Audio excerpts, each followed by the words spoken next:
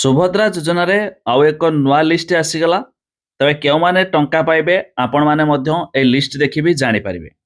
ଆଉ ଏହି ଲିଷ୍ଟରେ ଯେଉଁମାନଙ୍କର ନାମ ଅଛି ସେମାନଙ୍କୁ ମଧ୍ୟ ସୁଭଦ୍ରା ସ୍କିମ୍ର ଟଙ୍କା ମିଳିବାକୁ ଯାଉଛି।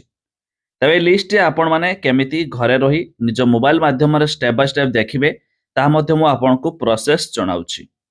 ଏହାଛଡ଼ା ଆଉ ଏକ ଲିଷ୍ଟ ରହିଛି। ଏହି ଲିଷ୍ଟରେ ଯେଉଁମାନଙ୍କର ନାମ ଥିବ ସେମାନଙ୍କୁ ମଧ୍ୟ ଆଧାର କାର୍ଡ ସହିତ ବ୍ୟାଙ୍କ ଆକାଉଣ୍ଟ ଲିଙ୍କ କରିବାକୁ ପଡ଼ିବ।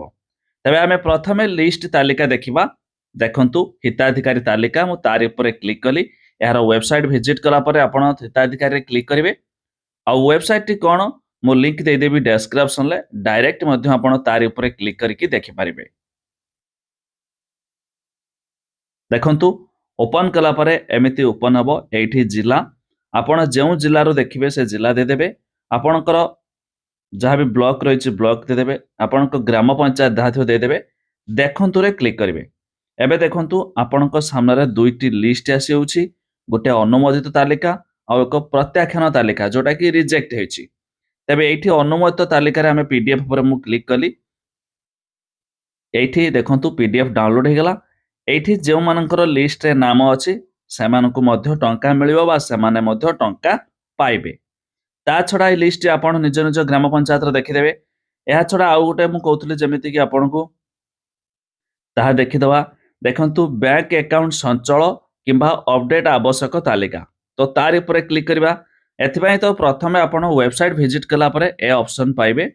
ଏଠି ସେମିତି ଆମେ ଯେଉଁ ଜିଲ୍ଲା ଦେଖିବା ପାଇଁ ଜିଲ୍ଲା ଦେଇଦେବେ। ଆପଣଙ୍କର ଯେଉଁ ବ୍ଲକ ଥିବ ବ୍ଲକ ଦେଇଦେବେ। ଆପଣଙ୍କର ଯେଉଁ ଗ୍ରାମ ପଞ୍ଚାୟତ ଦେଖିବେ ଗ୍ରାମ ପଞ୍ଚାୟତ ଦେବେ। ଦେଖନ୍ତୁରେ କ୍ଲିକ୍ କରିବେ। ଦେଖନ୍ତୁରେ କ୍ଲିକ୍ କଲା ପରେ ଦେଖନ୍ତୁ ଆପଣଙ୍କ ସାମ୍ନାରେ ପଳେଇ ଆସୁଛି। ଏଇ ଯେଉଁ PDF ଉପରେ ଆମେ କ୍ଲିକ୍ କରିବା।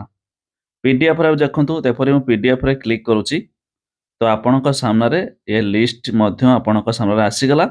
ଏଇ ଲିଷ୍ଟରେ ଯେଉଁମାନଙ୍କର ଦେଖନ୍ତୁ ନାମ ଥିବ, ଏଠି ଦେଖନ୍ତୁ ଲେଖି ଦେଉଛି ଆଧାର ନମ୍ବର ଇଜ୍ ନଟ୍ ଆଭେଲେବଲ୍। ମାନେ ଆପଣଙ୍କ ଆଧାର କାର୍ଡରେ ବ୍ୟାଙ୍କ ଆକାଉଣ୍ଟ ଲିଙ୍କ କରିବାକୁ ପଡ଼ିବ। ଆପଣମାନେ ଏଇ ଲିଷ୍ଟରେ ଦେଖିଦିଅନ୍ତୁ।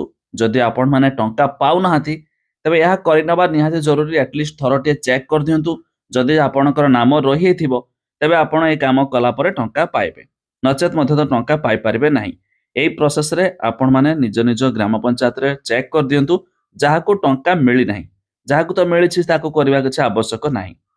ତେବେ ଆଉ ଥରେ କହି ରଖୁଛି, ୱେବସାଇଟ୍ର ଲିଙ୍କ ମୁଁ ଦେଇଦେବି ଡେସ୍କ୍ରିପ୍ସନରେ, ଆପଣମାନେ ଯାଇ ମଧ୍ୟ ଚେକ୍ କରିଦିଅନ୍ତୁ।